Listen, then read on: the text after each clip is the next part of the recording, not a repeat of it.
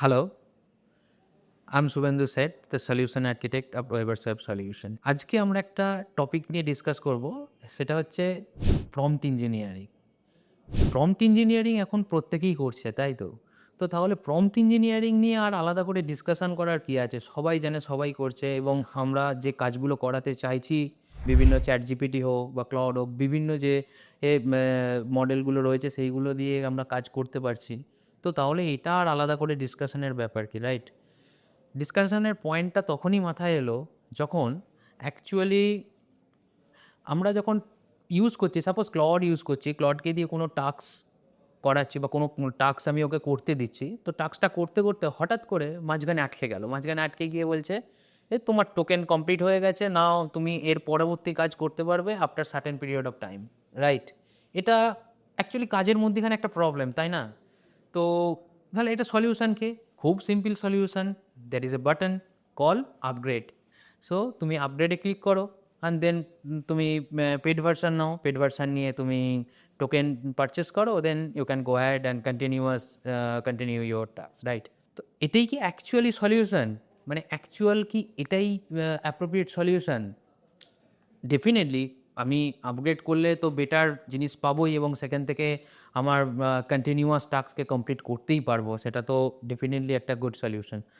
But প্রবলেমটা যদি আরেকটু ডিপলি আইডেন্টিফাই করা যায়, তাহলে যখন আমি এটা নিয়ে ভাবলাম বা দেখলাম, তখন আমরা টিমের সঙ্গে বসে যেটা ডিসকাস করলাম যে more need that how to write the prompt to generate exact output that we want, right? কিভাবে প্রম্পটটাকে আমরা লিখতে পারি, কত গুছিয়ে বা কত ভালোভাবে প্রম্পটটাকে আমরা লিখতে পারি, যেটা লিখলে আমরা আমাদের ডিজায়ার আউটপুটটা exact, at least near about exact আমরা পেতে পারি।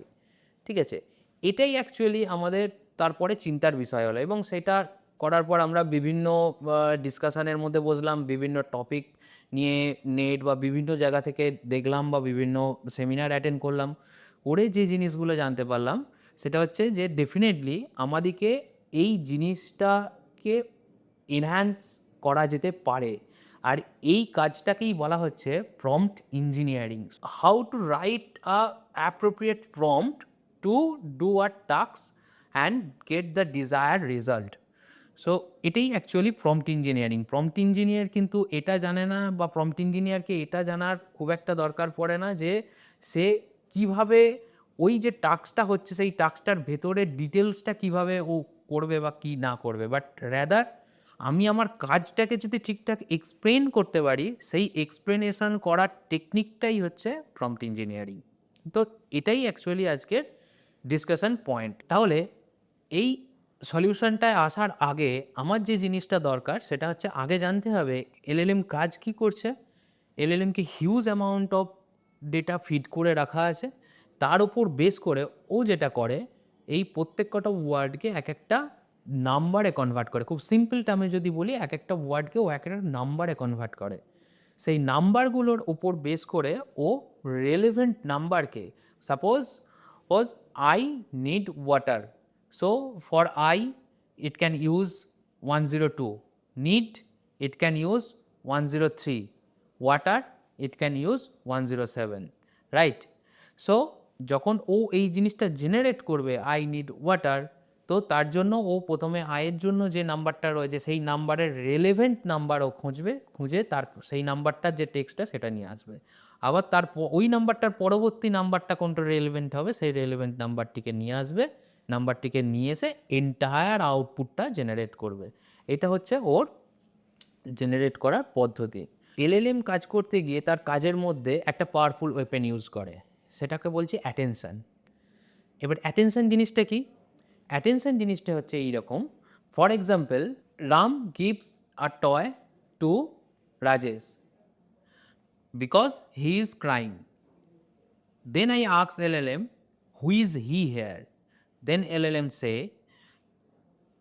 Rajesh is he here. Because he create a attention between he and Rajesh, not he and Ram. Okay? So that is the powerful weapon for LLM that is used, right? So we need to think about it when we give some context to the LLM so that it can use its weapon attention very easily. So no ambiguity between our context so that it can use this weapon very easily, right? That is one point. Next point is that তাহলে প্রবলেমটা কোথায়? এত কিছু ও জানে, ওকে এত কিছু শিখিয়ে দেওয়া রয়েছে এবং ও এই পাওয়ারফুল টেকনিকগুলো ইউজ করছে, করে আমাদেরকে অ্যান্সার দিচ্ছে, ইয়েস আমরা অ্যান্সার তো পাচ্ছি। তাহলে প্রবলেমটা এখানে কোথায়? কোন জায়গায় আমাদের কোনো সময় এরকম মনে হয় যে আমরা যে আউটপুটটা চাইছি সেই আউটপুটটা পাচ্ছি না। সাপোজ আমি কোনো একটা পার্টিকুলার ডিজাইন তৈরি করতে বললাম বা একটা HTML CSS দিয়ে ওকে একটা জিনিস তৈরি করতে বললাম, আমি যেভাবে ডিসক্রাইব করলাম এবং ও আমাকে যে রিটার্নটা দিল দেখলাম আমার সঙ্গে ম্যাচ করছে না। তো এখানে প্রবলেমটা কোথায়? প্রবলেমটা অনেক জায়গায় হয়, তার মধ্যে ওয়ান অফ দ্য প্রবলেম হচ্ছে ও নিজেই এই যে প্যাটার্নগুলো তৈরি করে সেই প্যাটার্নের মধ্যে নিজেই একটা কনফিউশনের মধ্যে পড়ে যায়। তো সেই সময় ও কী করে, খুব কনফিডেন্টলি একটা রং অ্যান্সারকে বলে। তো এই জিনিসটাকে বলা হয় হ্যালুসিনেশন। এই হ্যালুসিনেশন ডিটেলসটা নিয়ে আমরা ডিটেলসে পরে একবার ডেসক্রাইব করব অন্য কোনো ভিডিওতে। বাট এখন আমি জাস্ট কনটেক্সটটা জানিয়ে রাখলাম যে হ্যালুসিনেশন জিনিসটা দিয়ে অ্যাকচুয়ালি প্রবলেমটা জেনারেট হয়, যেখানে আমরা যে অ্যান্সারটা জানতে চাইছি সেই অ্যান্সারটা হয়তো এক্স্যাক্ট পাচ্ছি না বা তার কাছাকাছি পাচ্ছি না। আর একটা এক্সাম্পল দিই, আমার ইউজুয়ালি একটা নর্মাল একটা প্রেডিক্টিভ ফাংশানের মধ্যে আমরা ইউজ করা হচ্ছে ইউজিং LLM। আমরা যেটা করতে চাইছি সেটা হচ্ছে ডেট অফ বার্থের একটা ইভ্যালুয়েশন করতে চাইছি। সো ও ডেট অফ বার্থ যদি আজকের দিনের পরে হয় তখন ও আমাকে রিটার্ন করবে যে you can not born in a future date, right? So এই ধরনের ও একটা আমাকে প্রম্পট দেবে। তো এই জিনিসটা দিতে গিয়ে ইউজুয়ালি ও কী করছে, ওকে প্রথমে যদি না বলে দেওয়া হয় যে তোমার আজকের ডেট কত বা আজকে তুমি কোন ডেটে দাঁড়িয়ে আছো, ও তাহলে কিন্তু এই জিনিসটা প্রেডিক্টই করতে পারে না, কারণ ওর কাছে সেই ইনফরমেশানটা দেয়াই নেই যে আমি যেই সময়ে কথা বলছি সেই সময়ের ডেট টাইম কত। তো এই ধরনের অ্যাম্বিগুয়েশনের মধ্যে ও পড়ে যায়, তখন ও এই ধরনের ভুলভাল জিনিস আমাদেরকে অ্যাজ এ রেজাল্ট প্রোভাইড করে। তো সেই ক্ষেত্রে আমাকে ডেটটাকে ওকে আগে মেনশন করে দিতে হবে, টুডেজ ডেট ইজ দিস, দেন ওকে আমি যদি তারপরে আমি ওই ডেট রিলেটেড কোশ্চেন করি তখন ও আমাকে ওই ডেট রিলেটেড কোশ্চেনের অ্যান্সার বা ওই ভ্যালিডেশনটি আমাকে করে দিতে পারবে। ওকে, এই ধরনের প্রবলেমগুলোর সলিউশন কি, রাইট? এই ধরনের প্রবলেমগুলোর সলিউশন হচ্ছে আমাকে একটা অ্যাপ্রোপ্রিয়েট প্রম্পট ওকে প্রোভাইড করতে হবে যাতে করে আমি অ্যাপ্রোপ্রিয়েট রেজাল্টটা পাই। তো অ্যাপ্রোপ্রিয়েট প্রম্পট বলতে কোনটাকে বলছি বা প্রম্পট অ্যানাটমিটা কি? প্রম্পট অ্যানাটমিটা হচ্ছে এই জিনিসটা, আমি যখন ওকে কোনো একটা টাস্ক বলছি, টাস্কটা বলার আগে আমাকে ওর রোলটা ডিফাইন করতে হবে, কোন রোলে দাঁড়িয়ে ও আমাকে এই টাস্কটা করবে বা এই টাস্কটার আমাকে অ্যান্সার দেবে বা যে টাস্কটা করতে বলেছে করবে। তো তার জন্য প্রথমে আমাকে একটা রোল প্রোভাইড করতে হবে, দেন এই রোলটা দেওয়ার পরে ওকে কিছুটা কনটেক্সট দিতে হবে, রাইট? সেই কনটেক্সটটা প্রোভাইড করতে হবে যাতে করে ও বুঝতে পারে কোন কনটেক্সটে দাঁড়িয়ে আমি এই টাস্কটা ওকে করতে বলেছি। তো যখন আমি ওকে কনটেক্সটটা দেবো তখন ও আমাকে, বা ওই যে বললাম ওর কাছে যদি যত বেশি ইনফরমেশান আমরা ওকে প্রোভাইড করতে পারবো তত বেশি ওর কাছে ওয়ার্ড থাকবে এবং সেই ওয়ার্ড রেসপেক্টিভ রেলেভেন্ট ওয়ার্ডগুলোকে খুঁজে ও এখানে নিয়ে আসতে পারবে। তো সেইটার জন্য ওকে আমাকে কিছুটা কনটেক্সট দিতে হবে যে কোন কনটেক্সটে আমি এই কাজটা ওকে করতে বলছি, রাইট? দেন আমাকে বলতে হবে টাস্কটা কি? এই ক্ষেত্রে যে টাস্কটা হবে যেটা আমি চাইছি অ্যাকচুয়ালি ও যে আমাকে কাজটা করবে সেই টাস্কটা ওকে ডিফাইন করতে হবে। দেন আমাকে বলতে হবে আউটপুট ফরম্যাটটা কী হবে, মানে আমি কীভাবে ও আমাকে কীভাবে রেজাল্টটা দিলে আমি হ্যাপি হব বা আমার ডিজায়ার রেজাল্টটা আমি পেতে চাইছি, রাইট? একটা এক্সাম্পল দিয়ে বলি কীরকম। প্রত্যেকেই আমরা মোটামুটি কম বেশি মিউচুয়াল ফান্ড বা ফান্ড ডাইভার্সিফিকেশান এই সমস্ত জিনিস নিয়ে ডিসকাস করি, রাইট? তো এটারই একটা এক্সাম্পল, সাপোজ আমি নতুন এই জিনিসগুলো জানছি বা শিখছি এবং সেখানে আমি নতুন স্টার্ট করেছি এই মিউচুয়াল ফান্ড রিলেটেড জিনিসপত্র বা ইনভেস্টমেন্ট। তো সেখানে আমাকে কেউ একজন এসে বলেছে যে তোমার ফান্ডটাকে একটু ডাইভার্সিফিকেশান করতে হবে, রাইট? তো আমি জিনিসটার মানে জানি না, আমি ইউজুয়ালি আমার কাছে ChatGPT আছে, আমি ChatGPT খুলে বললাম GPT can you say me what is diversification, can you explain what is diversification, right? Normal text, normal context. তো ইমিডিয়েটলি ও কী করবে, একটা বিশাল বড় ডিটেলস দেবে, সেখানে হাজারটা পয়েন্ট দেবে, দুটো এক্সাম্পল দেবে, দিয়ে পুরো একটা জিনিসটা দেবে। এই পুরো জিনিসটা পড়ার পর কিছু জিনিস আমি বুঝতে পারবো, কিছু জিনিস আমি বুঝতে পারবো না।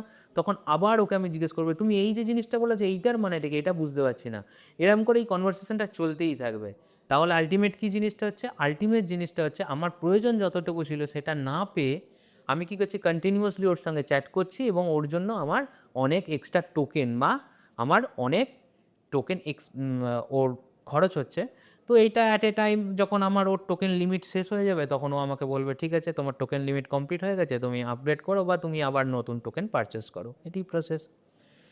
তো এইটা থেকে এই প্রম্পটটা দেওয়ার জায়গায় শুধু আমি কি বলেছিলাম ওকে, যে can you explain what is diversification or explain me what is diversification, right? Rather আমি যদি ওকে এইরকম বলি, ধরো প্রম্পটটা আমি ওকে এইরকমভাবে দিলাম, ওকে বললাম তোমার রোল হচ্ছে একজন মিউচুয়াল ফান্ড পোর্টফোলিও ম্যানেজারের, তোমার কাছে 30 ইয়ার্স এক্সপিরিয়েন্সের মিউচুয়াল ফান্ড পোর্টফোলিও ম্যানেজমেন্টের এক্সপিরিয়েন্স রয়েছে। এই দৃষ্টিকোণ থেকে তুমি এটা বিচার করবে, এটা তার রোলটা ডিফাইন করলাম।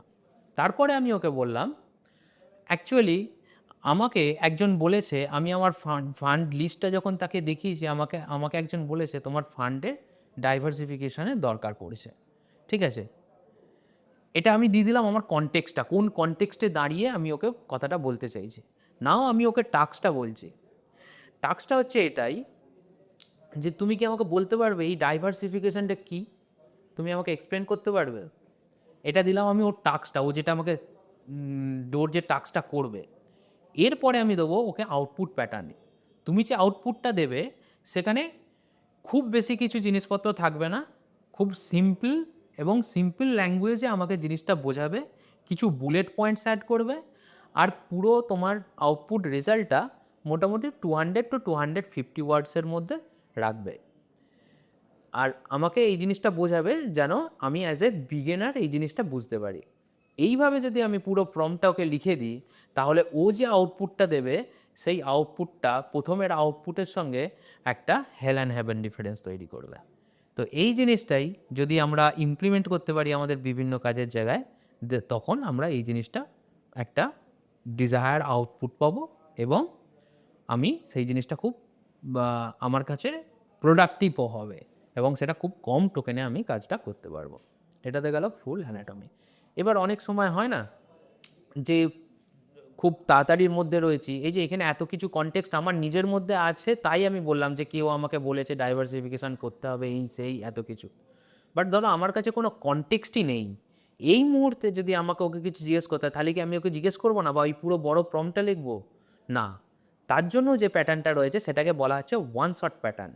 ওয়ান শট প্যাটার্নে কী কাজ করা হয়, ওয়ান শট প্যাটার্নে ওকে একটা সিঙ্গেল টাস্কই করতে বলা হয়, কিন্তু টাস্কটা করতে বলার আগে কি টাস্ক করতে বলা হচ্ছে সেইটার ওপর এমফেসাইজ করা হয়। কীরকম?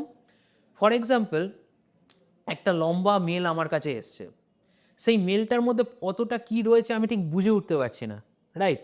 আমি তখন এলএলএমের হেল্প নেব, আমি একটা চ্যাটজিপিটির হেল্প নেব বা এই ধরনের কোনো মডেলের হেল্প নেব। হেল্প নিয়ে আমি বলবো তুমি এটা আমাকে সামারাইজ করে দাও। তখন সেক্ষেত্রে আমার ফর্মটা কীরকম হবে, আমি এমফেসাইজ কোন জায়গাটার ওপর করব, আমি এমফেসাইজ করব আমার ওই টেক্সট সামারাইজড, তার মানে এই কাজটাই আমি তোমাকে করতে বলছি, তুমি সামারাইজ করো, ঠিক আছে?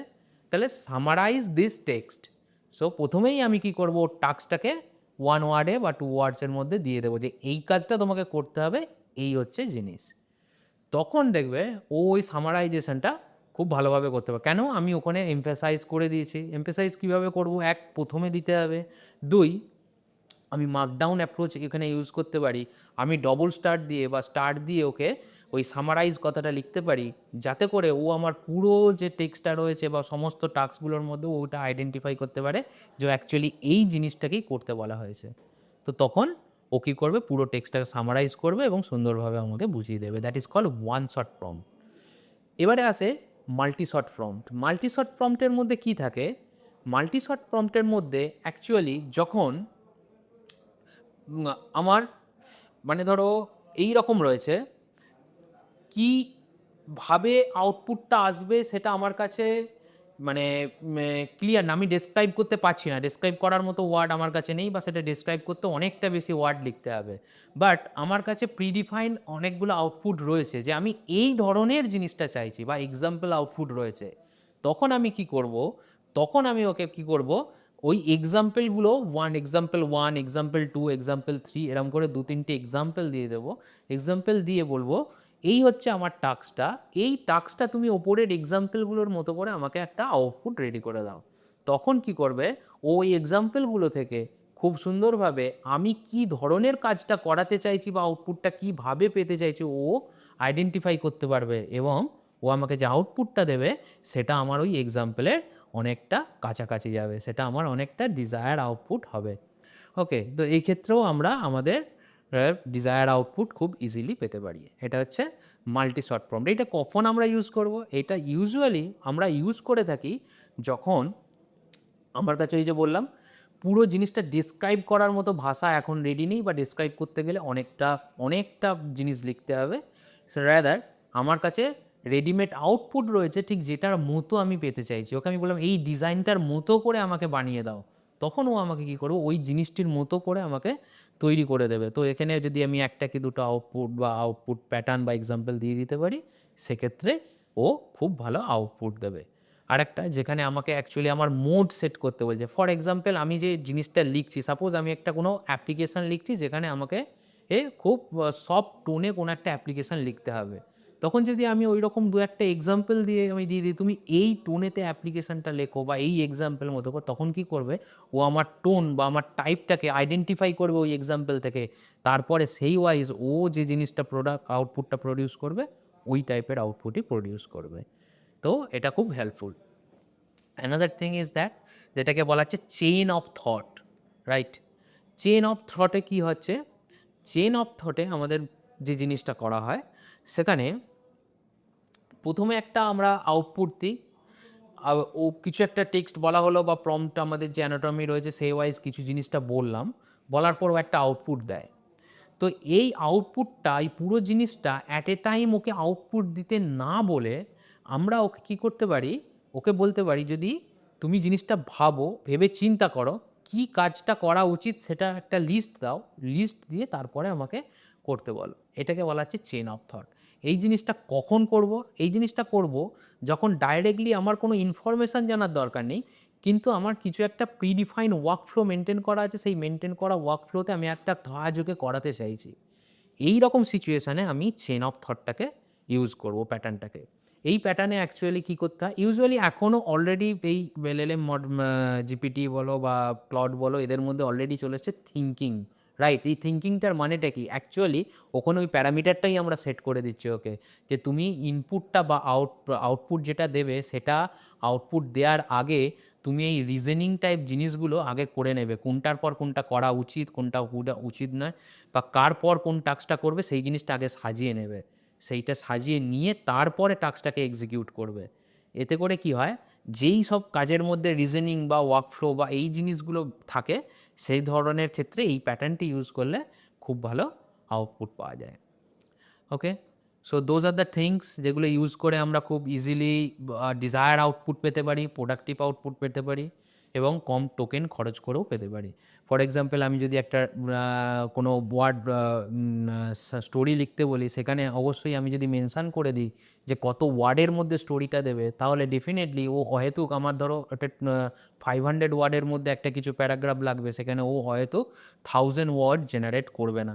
তো এই জিনিসগুলো, ছোটো ছোটো জিনিসগুলোকে দিতে হয়। আরও ছোটো ছোটো ফেজ তোমরা ইউজ করতে পারো, যেমন এই চেনের ক্ষেত্রে আমরা ইউজ করতে পারি থিঙ্ক স্টেপ বাই স্টেপ।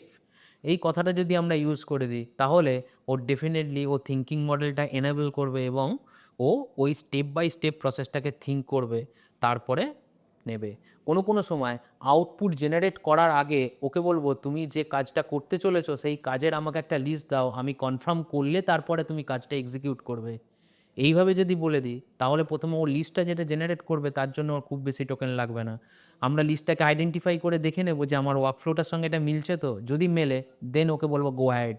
এতে করে তাহলে আমার টোকেনটা ওখানে বাঁচবে। যদি দেখি কোনো প্রবলেম আছে, না তুমি পয়েন্ট নাম্বার 4-এ যেটা লিখেছো সেটা করার প্রয়োজন নেই, বা পয়েন্ট নাম্বার 4টাকে তুমি আরেকটু ওপরের দিকে নিয়ে যাও, পয়েন্ট নাম্বার 2 এর পরে করো।